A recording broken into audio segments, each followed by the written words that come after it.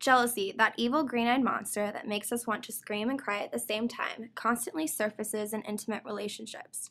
Don't act like you don't have a similar memory of going to a Christmas party where that perky little blonde starts oogling your man and all you see is red, while fantasizing about dumping the punch over her perfectly curled head. Jealousy deals with a perceived third-party threat to a desired pre-existing relational state. Jealousy is triadic in that three people are involved and one person fears the loss of a valued relationship because of another person threatening an existing relationship. Jealousy can be interpreted as a paradox with contradictory feelings associated with it. On one hand, jealousy is considered a personality defect while simultaneously being approved of by society when perceived as an appropriate response in an intimate relationship. Jealousy can often be interpreted as a dark side concept with numerous negative emotions surrounding it. While jealousy may be perceived as damaging and destructive, it can also serve as a functional part of romantic relationships. Functional ambivalence is an assumption that when appropriately integrated, the process or phenomenon in question will manifest a paradox.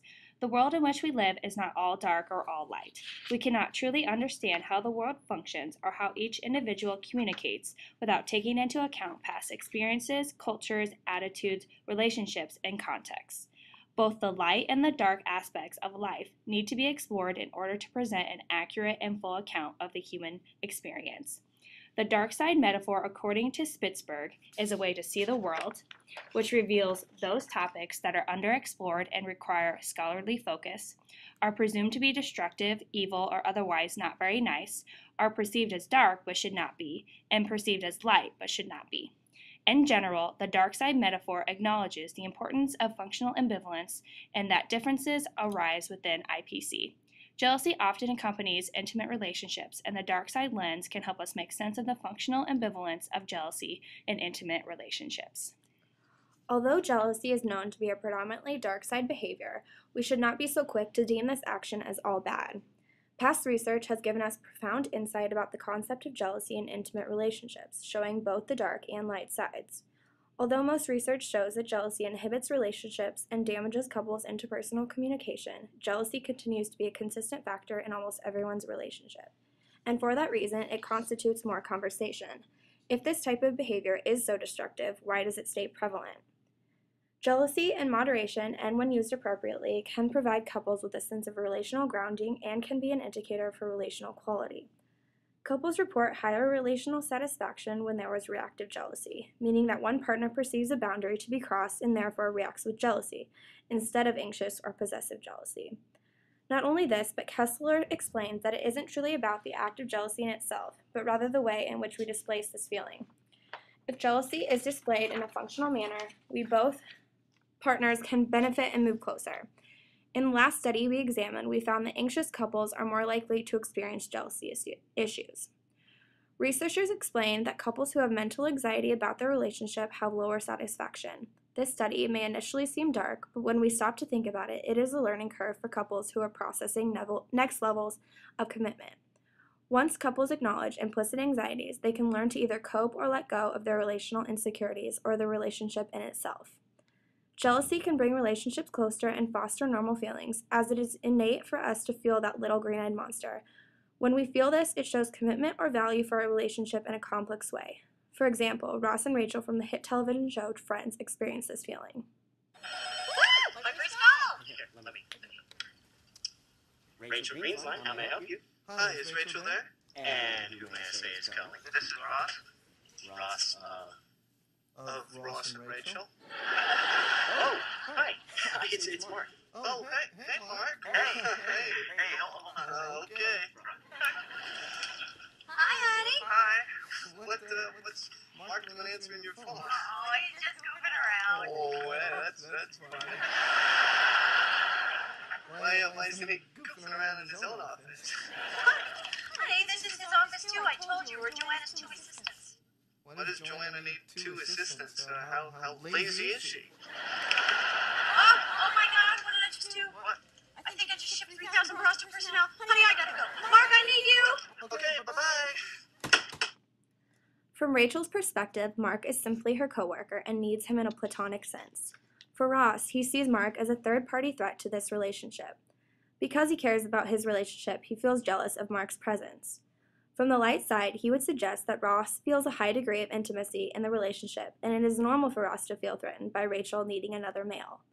Ross and Rachel later discuss their feelings, and by discussing their own perspective, they are actually able to strengthen their relationship through this jealous encounter, thus reinforcing that jealousy is normal and can provide functionality.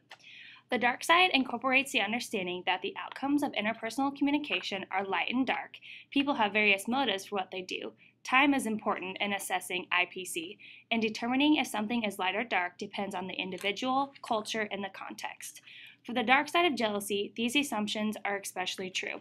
Bevan and Tidwell found that the relational uncertainty of jealous targets, individuals who have jealous partners, was predicted to increase when the jealousy expression behaviors of their partner were negative or destructive.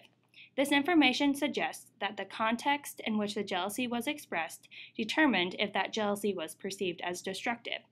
Therefore, jealousy will be perceived as more dark within the context of one individual being motivated to act destructively towards their partner. When people are motivated by rumination, jealousy will likely lead to discontent within that relationship. Researchers were able to determine that relationship dissatisfaction mediated by rumination or persistent negative or brooding thought processes was linked to cognitive jealousy or jealous thoughts, and surveillance behaviors or indirect, low-profile ways of managing jealous thoughts. Relationship dissatisfaction was directly tied to cognitive jealousy. This would suggest that time, the individual, and the context plays a factor in the level of darkness associated with jealousy. When an individual is motivated towards jealousy, spends a great deal of time ruminating over it, they are more likely to engage in jealous thoughts, leading to relationship dissatisfaction. However, when an individual spends time ruminating but instead engages in behaviors that manage their jealous thoughts, this tends to lead to relationship satisfaction. Thus, whether the act of jealousy is perceived as light or dark depends on the individual and how they respond to it. Researchers found that the amount of affection received by a partner was inversely related to jealousy-invoking behaviors. This means that when affection in the relationship increases, jealousy-invoking behaviors decrease. This finding suggests that as the amount of warmth and fondness felt towards a relational partner increases, it will likely reduce the amount of jealousy felt between partners. However, the statement fails to address the moral and ethical implications of what happens when too much affection is shown within a romantic relationship. Any behavior that is used excessively into the extreme can be considered dysfunctional or potentially dangerous and unethical. Too much intimacy or affection can consequently lead to jealousy, which can then lead to hostility, suspicion, and anger. When these emotions are extensively present in a relationship, that may lead to jealousy-invoking behaviors, such as revenge, violence, and abuse. Jealousy at times has a light and dark side, but both are an essential component of IPC and are present in each of us during a romantic relationship. Relational dialectics theory can be used to aid in understanding the conflicting feelings associated with jealousy. RDT is a fundamental theory which explains that within communication, individuals are constantly dealing with these push-pull tensions or struggles that often arise within interpersonal relationships. These tensions can include wanting to be open and spend time with a relational partner, yet wanting to keep some elements private and spend time apart. We constantly struggle to maintain these tensions within our relationships and within ourselves. One tension cannot exist without the other and are continuously changing and happening every day. Jealousy can be explained as a tension that is often experienced within romantic relationships in which each partner struggles with deciding whether to confront their partner or keep the jealousy to themselves, rationalize their partner's behavior as a normal part of relationships, or decide that their partner's behavior is unacceptable and needs to be addressed. Jealousy can often bring out many negative emotions and feelings. RDT suggests that in order to maintain tensions, relational partners need to understand that communication is constituted in persons and relationships. It is each person's responsibility to understand themselves and their relationship in order to engage in effective and competent communication to manage the jealousy which may appear in their relationship. Jealousy has a grave importance in real-life relationships. We experience times of jealousy because we are imperfect human beings and feel defensiveness when we sense a threat to losing a valued or possessed relationship. It is how we react to those feelings that bring us closer to understanding the act as good or bad. We care about this because the quality of our communication directly reflects the quality of our life. Communication is complex, collaborative, and a continuous process that requires responsibility. Each individual has the right to respond, and although we may feel compelled to respond a certain way, we are ultimately given the responsibility to freely choose the kind of response we may give.